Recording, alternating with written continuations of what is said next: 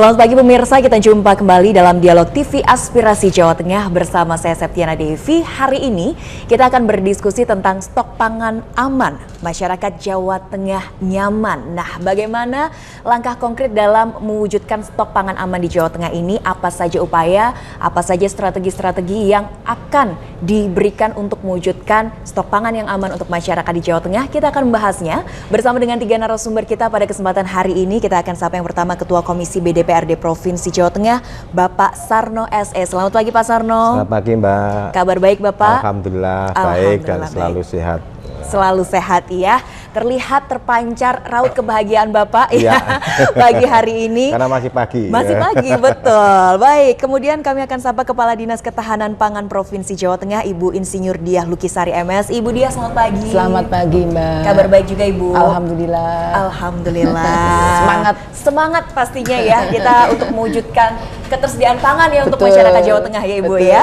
Baik, dan tidak lengkap rasanya kalau kita tidak berbincang langsung bersama dengan kelompok tani. Kali ini kita sudah hadirkan juga Ketua Kelompok Tani Subur Boyolali, Bapak Bambang Sumaryono SPD. Pak Bambang, selamat pagi. Selamat pagi Mbak. Stok pangan beras aman Pak? Aman sekali. Aman sekali ya. Mencukupi ya Bapak ya stoknya ya? Saya jawab aman sekali karena pertanyaan Mbak merujuk pada kelompok tani subur. Oh. Iya. Semoga kelompok tani yang lain juga aman ya Bapak ya. Harapannya sesuai begitu. namanya kelompok tani subur. Baik. Iya. Kita akan berbincang mengenai stok pangan aman masyarakat Jawa Tengah nyaman. Nah, kita ngobrol dulu bersama dengan Pak Sarno. Bapak sebagai anggota dewan yang terjun langsung selalu bertemu dengan masyarakat, sebagai wakil rakyat, bagaimana Bapak melihat ketersediaan pangan dan suara-suara masyarakat ketika Bapak hadir di antara mereka? Ya, gini Mbak, memang kebetulan di Komisi B ini adalah yang langsung bermitra berurusan dengan kelompok tani, bertemu langsung dengan para bapak-bapak tani dan kelompok tani di Jawa Tengah, dan kebetulan saya malah senang daripada kami dulu di Komisi B Mbak, di Komisi C, sebelum Komisi B kami di Komisi C. Nah, saat begitu ditugaskan partai kami PD Perjuangan masuk di Komisi B, malah saya lebih senang langsung berinteraksi dengan masyarakat. Yang pertama, kami terjun di masyarakat khususnya kelompok tani itu memang banyak sekali keluhan Bu. Yang pertama terkait pupuk. Ya, kelangkaan pupuk mahal kan seperti itu. Nah, tapi kami berupaya bagaimana memberikan istilahnya ya dorongan kepada para petani itu biar tidak mengeluh terkait mahalnya pupuk, kelangkaan pupuk. Ya, kami ternyata juga alhamdulillah bapak-bapak petani itu bisa menerima. Suatu contoh kami gambarkan seperti ini. Bapak tani itu tidak usah terlalu tergantung dengan pupuk kimia atau pupuk putih kalau terkenal di para petani itu ya urea, ZA, Ponska seperti itu. Nah, bagaimana kami sebagai wakil rakyat itu memberikan suatu gambaran arahan supaya para petani itu kembali menggunakan pupuk kompos atau pupuk organik. Karena kita lihat sekarang ya, lahan pertanian kita itu ibarat orang itu tanah kita sudah sakit, perlu diobati dengan yaitu kompos tersebut. Nah itu, apa terkaitannya dengan kecukupan atau ketahanan pangan di Jawa Tengah? Kalau kita bandingkan, kita menggunakan pupuk kimia dengan pupuk kompos, kalau kita betul-betul kita perhatikan hasilnya lebih tinggi, lebih baik yang menggunakan pupuk kompos atau pupuk organik. Memang tidak spontan akan kita melihat hasilnya, paling tidak 1 tahun baru kita akan berproses ya, iya, Bapak, ya, berproses 1 tahun baru kita akan melihat hasil dari pupuk kompos atau organik itu. Dan kualitasnya suatu misal padi berasnya itu lebih sehat daripada menggunakan pupuk kimia. Itu suatu contoh saja. Saya pernah kami tanyakan di kelompok tani Kecamatan Sawit, kami kebetulan melumpuhkan kelompok tani. Saya sarankannya mereka ada yang mau mencoba. Nah, mereka sekarang senang, mereka kembali menggunakan pupuk organik dan kompos. Harganya lebih murah, mudah didapat. Nah, kami mendorong kepada Dinas Pertanian juga untuk memberikan suatu bantuan atau stimulan kepada kelompok tani, dialihkan dari Alsintan dialihkan kepada ternak kambing atau sapi. Tujuannya kotorannya itu menjadi kompos dibuang untuk ke sawah, sehingga tidak usah membeli, kan Oke, gitu. ya. Nah itulah masalah-masalah yang kami hadapi di masyarakat petani, Mbak. Gitu. Baik, dari pupuk itu ya Iya. selalu nomor Iya, satu yang nomor disuarakan satu adalah pupuk, pupuk gitu iya. ya Bapak ya. Baik, kita berbincang juga dengan Bu Dia. Bu Dia, ini kan permasalahan dari hulunya berarti ya. Ini bagaimana kalau Dinas Ketahanan Pangan Jawa Tengah menyikapi ini, Bu? Ya, terima kasih. Untuk menjaga stok pangan masyarakat, tentunya seluruh upaya dari hulu sampai dengan hilir harus dikelola dengan baik. Karena hulu aja sudah bermasalah tadi disampaikan oleh Pak Sarno. Yeah. Kalau hilirnya semakin tidak diurus, waduh, amburadul ya. Jadi untuk urusan pupuk tadi saya sepakat dengan Pak Sarno. Jadi memang sebaiknya kita gerakkan jangan ketergantungan sama pupuk kimia, tapi ke pupuk organik. Kemudian tentunya harapannya adalah produksi itu bisa mensupport ketersediaan pangan.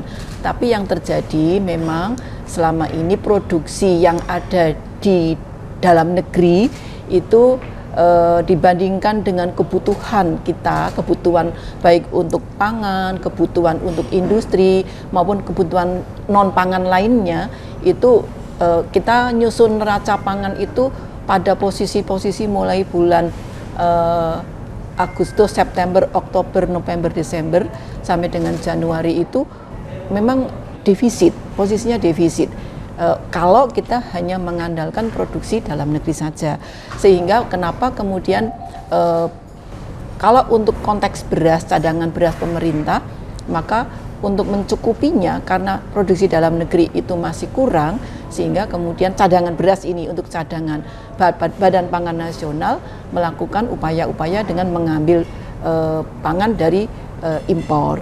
Ya, tapi tentunya impor ini adalah digunakan hanya untuk cadangan pangan pemerintah yang nantinya dikeluarkan dalam bentuk bantuan-bantuan pangan gitu. Nah, tapi satu sisi kita nggak boleh terlena bahwa dengan adanya upaya-upaya pemenuhan kebutuhan ketersediaan itu dengan cara mendatangkan dari luar negeri, kita tetap harus berupaya kemandirian pangan, sehingga ketersediaan pangan itu selain dari beras itu juga harus diupayakan penganekaragaman. Ini yang penting karena potensi kita untuk non beras pun sebenarnya cukup tinggi. Ada singkong, jagung gitu, semua bisa menjadi sumber karbo, tidak hanya beras. Lah, ini yang secara paralel harus dilakukan upaya juga. Dan kami melakukan itu semua, baik cadangan pangan. Kalau tadi kan bicara beras dari impor itu kan untuk cadangan pemerintah ya, pusat. Kalau cadangan Pemprov, karena kami tidak punya kewenangan juga untuk kewenangan impor, tentunya kami harus mendayagunakan sumber daya sendiri gitu. Sehingga cadangan pangan pemerintah Provinsi Jawa Tengah itu pengadaannya selain beras, bentuknya beras juga kami simpan beras analog dan mimokaf. Beras sendiri itu kita ambil dari masyarakat setempat gitu. Jadi matur nuwun Pak Sarno, kami di 2023 ini diberi anggaran yang cukup besar untuk cadangan pangan pemerintah, baik itu yang CPPD-nya Pemprov maupun cadangan pangan masyarakat. Jadi ada alokasi dari Komisi B anggaran untuk cadangan pangan tersebut. Bahkan di perubahan ini kami masih ditambah anggaran pengadaan gabah untuk cadangan pangan Pemprov, termasuk juga untuk cadangan pangan lokal, sehingga kami nanti kira-kira di akhir Desember ini kami punya stok CPPD-nya beras Pemprov yang berasal dari masyarakat setempat itu sekitar hampir 350 sampai 400 ton setara beras gitu.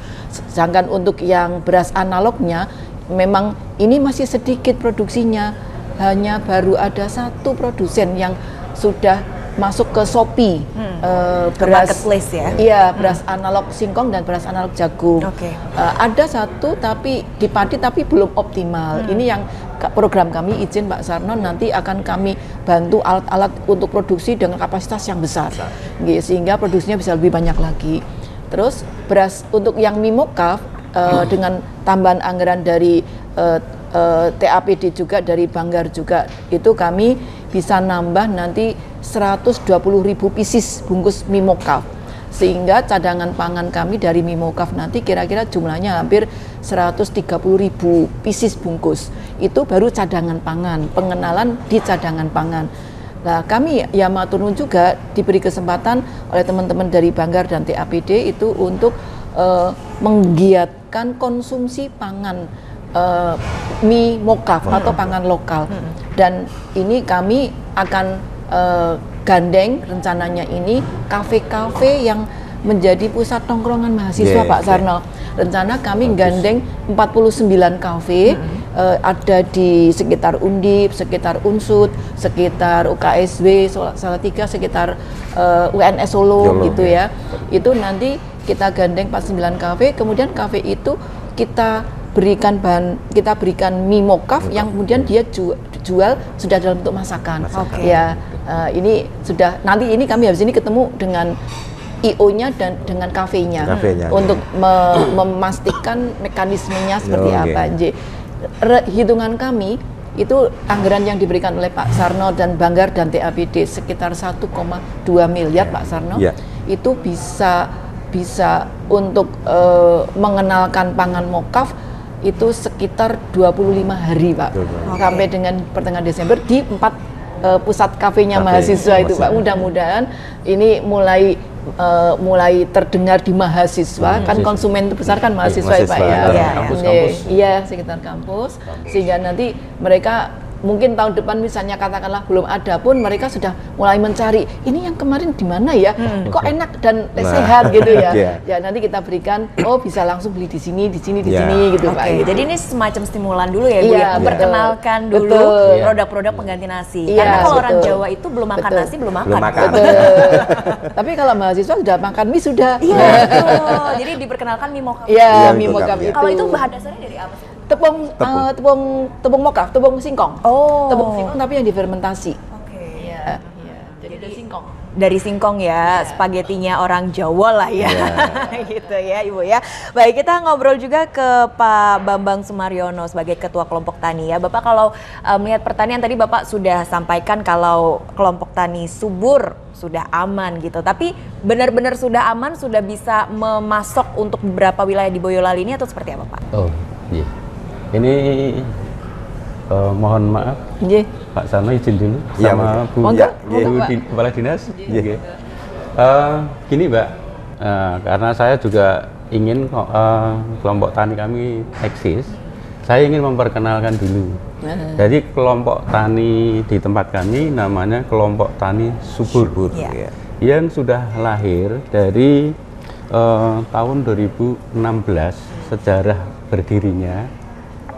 Itu dimulai dari tahun itu Mbak. Terus tahun 2017 itu sudah mendapatkan pengukuhan dari Bapak Bupati Boyolali. Itu Mbak. Jadi kronologinya. Lah, itu tidak semudah yang kita bayangkan Mbak. Untuk menjadi kelompok tani yang bagus dan eksis itu tidak semudah itu, dengan berbagai perjalanan yang cukup panjang. Awalnya Mbak, itu kelompok tani kami itu hanya beranggotakan kurang lebih hanya 40 orang. Lah, dari 40 orang ini karena belum punya apa-apa, ini dengan cara Mbak, minta jimpitan. Tahu Mbak ya, jimpitan Jimpitan dari anggota yang berupa gabah. Per satu orangnya itu 10 kilo.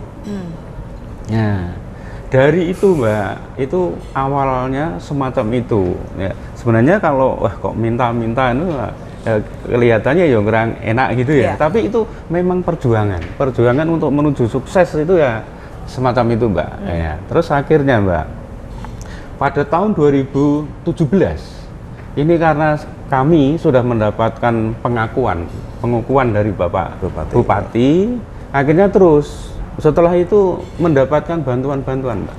Ini dari itu akhirnya kita pertama mendapatkan bantuan hand extractor. Itu yang pertama, Ibu. Ya, nanti akan tersambung sama apa yang telah disampaikan Ibu tadi. Nah, nanti saya terima kasih ketemu langsung sama Pak Sarno sama Ibu yang siap menggulirkan dana. Nah, ini itu Mbak, tahun 2017 kami sudah mendapatkan bantuan hand extractor. Berikutnya kami mendapatkan bantuan juga, Mbak. Ini bantuan berupa Mbak, bawang merah atau berambang. Itu sebanyak 4 kuintal waktu itu. Ya. Setelah itu kami mendapatkan bantuan lagi. Itu dari tahun 2017 itu malah beruntun mendapatkan bantuan. Ini terima kasih kepada Bapak Ibu yang membidangi di sini. Nah, waktu itu ya mungkin masih Pak Sarno juga waktu itu ya. Iya. Itu dari itu Mbak. Akhirnya pengembangan di kelompok tani subur kami itu sampai dengan sekarang ya, dari bantuan terus mendapatkan juga bantuan gabah Ibu dari Dinas Pertanian juga itu. Nah, itu juga banyak. Setelah itu Mbak mendapatkan bantuan gedung, Mbak. Gedung yang saya maksudkan di sini adalah lumbung pangan yang akan tersambung dengan apa yang kita bicarakan di sini.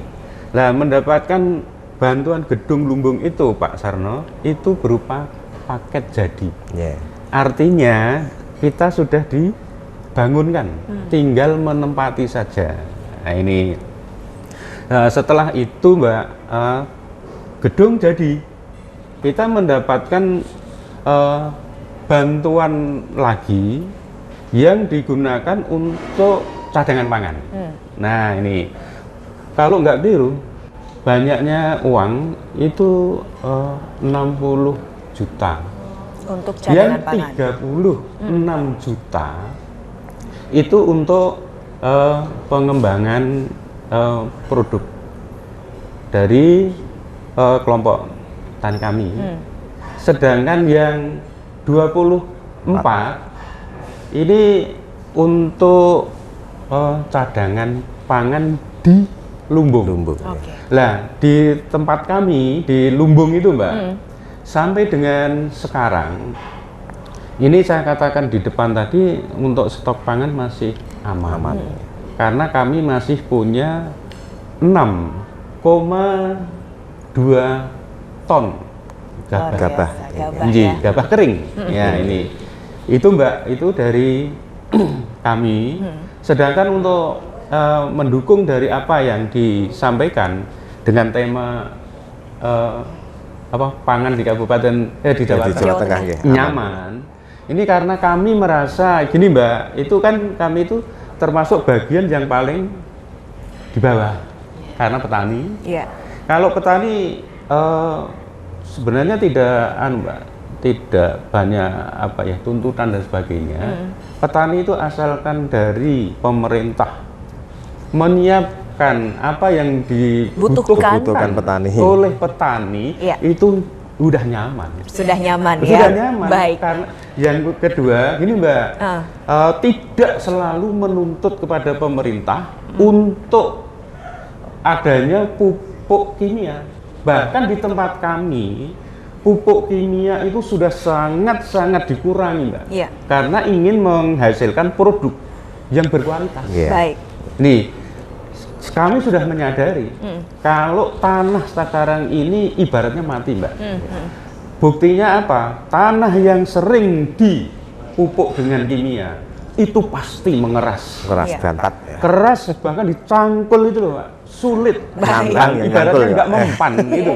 Nah, akhirnya di kelompok kami itu berbagai usaha yang dilakukan untuk pemupukan, Mbak. Oke, kita jeda dulu Bapak ya, berbagai usaha untuk pemupukan untuk memperbaiki struktur tanah tadi lagi. Baik, kita akan jeda dulu, tetap bersama kami pemirsa dalam dialog 4 Pilar Kebangsaan.